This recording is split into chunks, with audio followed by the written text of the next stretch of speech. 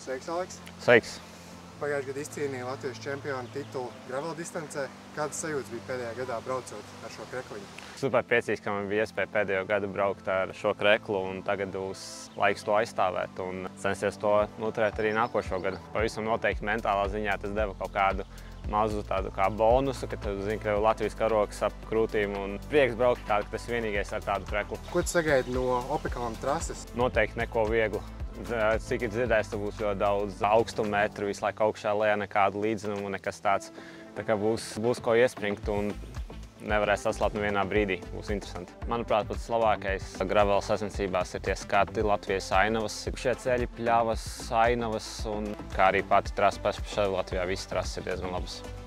Kas ir must-have lietas, kas jāņem šādās 80 km sacensībās? Noteikti karblodings uz tādām sacensībām, jo tur 80 km būs vienkārši mazliet all out un maksimālā pulsā. Tā kā ieteiktu kārtīgi karbldoties un dot tik vaļā. Tu esi braucis vairākās disciplīnās, šosejā, MTB, gravel. Kas tev simpatizē gravel distancē?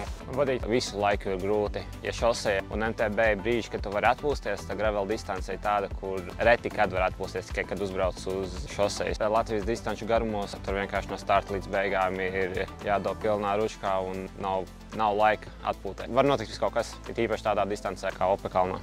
Ja būtu viena lieta, ko tur varētu novēlēt citiem gravel distances dalībniekiem, kas tā būtu? Noteikti atbraukt bez jebkādiem kritieniem vai tehniskiem defektiem, lai visiem viss kārtībā un lai veicās distancē. Paldies tev! Tiekamies Opekalnā! Tiekamies!